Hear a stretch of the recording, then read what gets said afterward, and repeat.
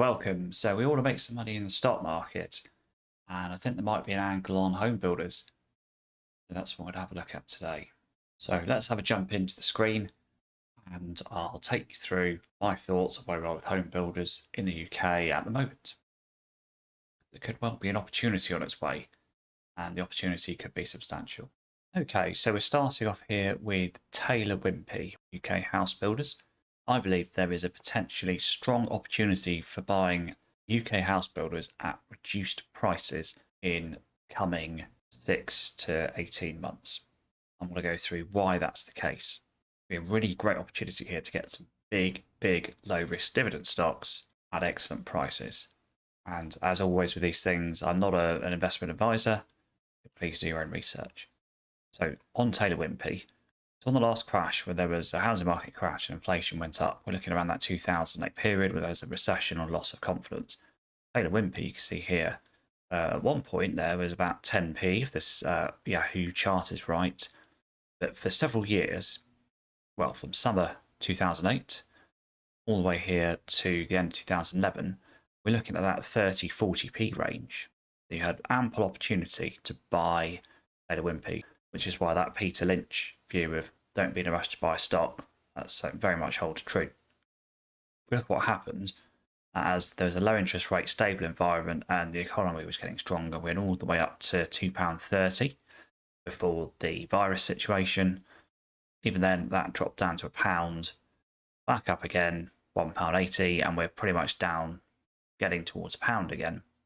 So compared to the sort of pre-virus peak, we're down 50%, pretty much on the nose. There's potential opportunity there.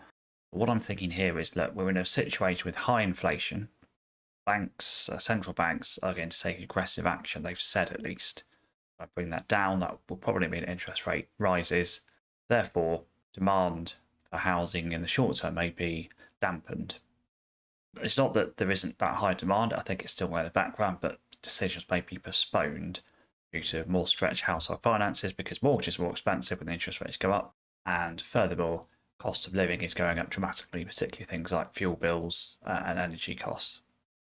And the recession fears haven't really kicked in either. What I'm thinking is there's an opportunity here where these stocks could potentially drop quite a bit more if the things play out in that way. Now, they may not, because it's difficult to try and time the market, and one shouldn't try and do that. Just looking at the macro situation, it almost seems inevitable there'll be a recession and interest rates going higher. So one would expect house building stocks to drop further. That would be a reasonable extrapolation. Now, we look at Taylor Wimpey, that could present a very large opportunity. I mean, already statistically speaking, the PE ratios around about 8, forward PE 6. So they're quite nice single digit numbers there. There's a very large dividend value here. You can see the forward dividend rate is 13p against the share price there. What's that, £1.13? That's a forward yield of 11%, which normally would set alarm bells ringing. Now, Simply Wall Street is actually suggesting that the fair value is £4.20 based on a discount rate of 6.1%. And that is quite a low discount rate for most people. So perhaps the fair value is a little bit lower than that. The payout ratio looks like it might increase to 73% in the future, according to Simply, which is quite a high payout ratio, so there wouldn't be much room to grow that dividend even further. This is an interesting company because the balance sheet is very flawless. There's very little debt on there compared to the inventory and cash. So the chance of this company, in my opinion, going bust is almost negligible. They've got so much inventory, got so much cash with hardly any debt. Yes, they might have a terrible year and house price sales drop by 50%. But they've got all this land and all these houses. All they've got to do is sit on that for a couple of years and they will be able to sell them eventually. Earnings are predicted to be in that sort of £500 million range future. Market cap, 4 billion, enterprise value, 3 billion. I mean, you could argue already the numbers look incredibly favourable. And the fact the price to book is just nudged below 1. And price to book probably is actually an okay value to consider on house builders because it is very much what's your assets worth. Because it's very much land and properties, I would imagine, in the main. There's a good argument for buying a starting position. I'm really considering this, buying a starting position in this company. And then if I buy that starting position and actually the recession doesn't happen or inflation drops down, and the market and the price doesn't go any lower, then I've still got a company that seems to be fairly cheap with a low chance of failure and a nice dividend. However, if the worst happens and it does drop further and the interest rates do shoot up more, demand does drop down temporarily, this price could quite easily halve again. And then I would certainly average in to make it out to a full position. And then in the long term, I think there'll be some lovely dividends coming in. So thank you very much for sticking with me so far. Just a quick interruption just to let you know that I do have several recommended investing and finance reading books. They can be obtained through Amazon, and the links in the description below. Thanks very much, and let's crack on with the video. So the second one is Barratt Developments. Now again, Barratt Developments in the 2008 financial crisis went down from sort of £8 all the way down. We're looking here, it's at 36p I can see there. And even so, for several years it was at that sort of £1 range. So there's plenty of time to buy the stock. You can never get the top or the bottom, right? So you can't kick yourself for missing the 36p. But if it's been around £1 for a few years, pre-virus £8, so pretty much back to what it was. Dropped down to, what's that, just under 4, and we're kind of £4.50 now. So again, it's dropped. There's a dip to what it was. Now, a dip doesn't still mean it's good value. People say buy the dip. I don't think that should be a good rule in general. You only buy the dip if it's undervalued. If it's not undervalued, then you still shouldn't buy the dip, even though it's dipped. Hope that makes sense. Bit of a mouthful, but £4.50 now. Again, you could see a situation. It could get around about these areas potentially. Again, if this recessionary period comes in, and then there's quite a nice buy there. Now, one must be wary of anchoring. Just because that was the price last time, it doesn't mean it could go down there this time. That was last time, totally separate set of circumstances, but it's something to think about. Again, the PEs for this company around about sort of 6-7 range. Price to book here actually 0.84, so maybe this has got a bit more of a discount on it. Dividend of 33p going forward, 7.25% according to Yahoo. Simply Wall Street's got the fair value at £12 versus £4.50 also current price. Again, low discount rate, 6.2%, so you could probably drop that down a bit if you wanted a higher rate of return. Balance sheet at the company looks good. Bit more debt on this one, 208 million.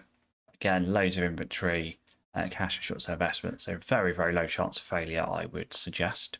It looks like the future payout ratio is actually going to go over 100%. So is the dividend as sustainable as Taylor Wimpey's? There's a question mark, at least according to the Simply Wall Street data.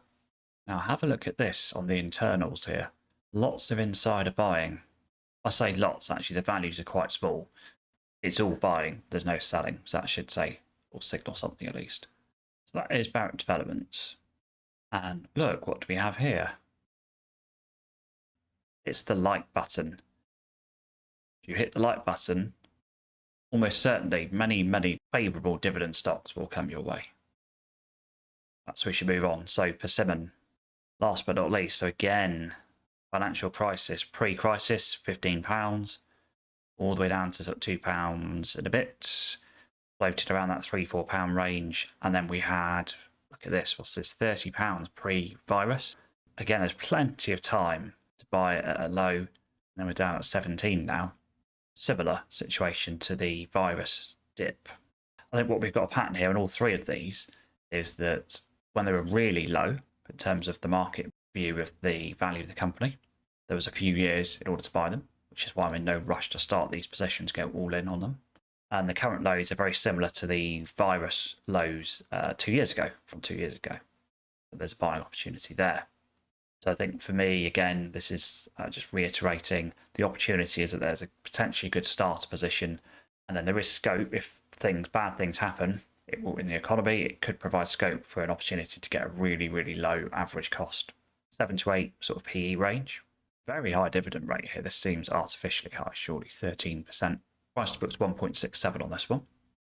Simply Wall Street saying it's about 50% undervalued. Discount rate around about 6%.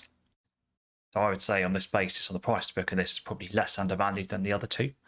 Can't see any debt here on the balance sheet. That looks clean as a whistle. So again, chance of failure really low. Got loads of cash, got loads of inventory. But look at these payout ratios. That dividend is being absolutely maxed out according to this data. So what's the story? The story is that there's an opportunity to get companies in a sector where there is a sort of relatively consistent level of demand, low risk of failure, established companies, stable, boring companies, this type that Peter Lynch loves the most. In fact, on that note, if you want to have a look at Peter Lynch is fantastic, but One Up on Wall Street, I have got an Amazon link in the description below, so you can have a look at that. Highly recommend it, because he really does make that point around sometimes the boring companies that people aren't interested in. You can get them at better valuations, and often they are ones where you could get very high returns in the long run. Video that's on screen now, really don't want to miss, because it will go through several high quality dividend stocks. Can't afford to miss this if you want to boost your portfolio returns.